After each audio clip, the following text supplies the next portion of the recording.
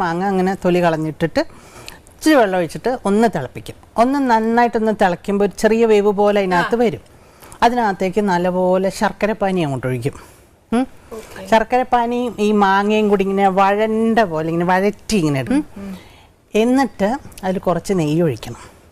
അപ്പോൾ ആ നെയ്യിൻ്റെ മണം അതിലോട്ട് അങ്ങോട്ട് പിടിക്കും, ഈ മാങ്ങയിലോട്ട്. അതിലേക്ക് വേണം നമ്മൾ കുറച്ച് തേങ്ങ, ഒരു പിടി തേങ്ങ, 4 മാങ്ങയുള്ളെങ്കിൽ ഒരു പിടി തേങ്ങ, കുറച്ച് തൈര്, കുറച്ച് മഞ്ഞൾപ്പൊടി, കുറച്ച് മുളക് പൊടി, ഇത്രയും മാത്രം. ചുമ്മാ ഉള്ളി ഇഞ്ചി ഒന്നും കൊണ്ടിടരുത്, ഇത്രയേ ഉള്ളൂ. കഴിഞ്ഞ കോമ്പിനേഷൻ. ഇത് നന്നായിട്ട് അരയ്ക്കുക, നന്നായിട്ട് വെണ്ണ പോലെ അരച്ചെടുക്കുക. ഈ മാമ്പഴത്തിൻ്റെ ഈ കുറുക്കി വെച്ചിട്ടില്ല അതിനകത്തോട്ട് ഒഴിക്കുക.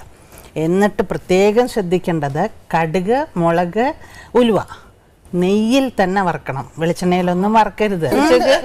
വെളിച്ചെണ്ണയിലൊക്കെ വറുത്ത സാധാരണ പുളിശ്ശേരിയായി പോകും. കളം പോലെ ഇരിക്കണം, കുറുകിയ പോലെ ഇരിക്കും, ഒരു പാത്രത്തിൽ ഇങ്ങനെ കുറുകിയ പോലെ. അന്ന്